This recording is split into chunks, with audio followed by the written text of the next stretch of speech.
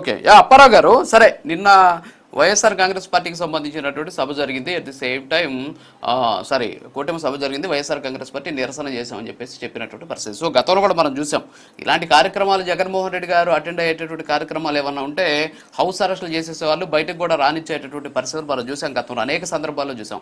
జగన్మోహన్ రెడ్డి గారు, సురేష్ గారు కూడా ఐడియా ఉంటుంది బహుశా, తిరుపతికి ఏదో ఒక పర్యటనకు ఆయన వస్తూ ఉంటే హౌస్ అరెస్టులు చేసేసి ఒక్కరు కూడా బయటికి రానియకుండా చాలా ఇబ్బందులు పెట్టినటువంటి పరిస్థితి. మరి నిన్న ముగ్గురు ఆ పార్టీకి కూటమికి సంబంధించిన నాయకులు వచ్చారు. వచ్చినా సరే ఎక్కడ కూడా వీళ్ళు చేసేటటువంటి సభల నిరసన ర్యాలీలకి ఎక్కడ కూడా అభ్యంతరాలు చెప్పనటువంటి పరిస్థితి. హౌస్ అరెస్టులు కూడా చేయాలి. తిరుపతిలో సభ జరుగుతున్నా కూడా కనీసం చేయనటువంటి పరిస్థితి. సరే సక్సెస్ అయింది, అది పక్కన పెడదాం. ఈ విషయానికి వస్తే పవన్ కళ్యాణ్ గారు చెప్తున్నారంట, ఆయన చెప్పేటటువంటి మాటలకి నారా లోకేష్ గారు చెప్పేటటువంటి మాటకి సంబంధం లేదు, పొంతం లేదు అని చెప్తున్న పరిస్థితి. ఏమంటారు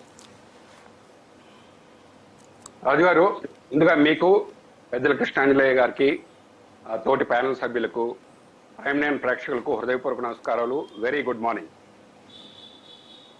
ప్రజల ఆకాంక్షలకు అనుగుణంగా పరిపాలన కొనసాగిస్తున్న కూటమి ప్రభుత్వం 2 సంవత్సరాలు దిగ్విజయంగా పూర్తి చేసుకున్న శుభ సందర్భంగా నిన్న జరిగిన సభ, అందులో మా అధినాయకుడు జనసేన అధ్యక్షులు పవన్ కళ్యాణ్ గారు మాట్లాడిన మాటలు, ప్రజాస్వామ్యంలో ప్రజలే సుప్రీం, అధికార గర్వానికి ప్రజలు నేర్పిన గుణపాఠం 2024లో వచ్చిన తీర్పు. ప్రజలు మనకి ఇచ్చింది అధికారం కాదు, రాష్ట్రాన్ని కాపాడే బృహత్తరమైన బాధ్యత. సో ప్రజాస్వామ్య విలువలేమిటి, పంచాయతీరాజ్ శాఖకి ఏం చేయొచ్చు అనే విషయాన్ని చాలా క్లుప్తంగా, చాలా స్పష్టంగా చెప్పినారు ఆయన. సో సురేష్ గారు అంటున్నారు ఏం చేస్తారు 2 సంవత్సరాలని.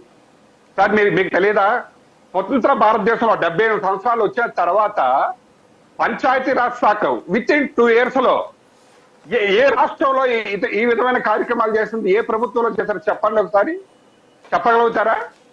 విత్ ఇన్ 2 years లో ఎన్ని విప్లవాత్మకమైన మార్పులు తీసుకొచ్చారండి.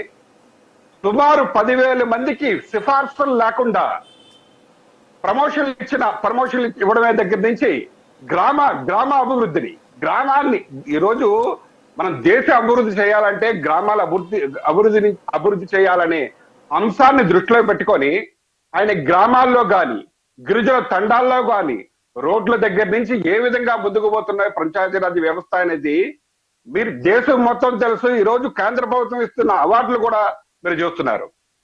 అలాగే ఇప్పుడు పంచాయతీరాజ్ శాఖ ఒకటే కాదండి, కూటమి ప్రభుత్వంలో ఒక బాధ్యతగా చేస్తున్నారు. అధికార గర్వం ఎక్కడా లేదు కూటమి ప్రభుత్వం. ఒకసారి మీరు ఆలోచన చేయాలి. దానికి అతిపెద్ద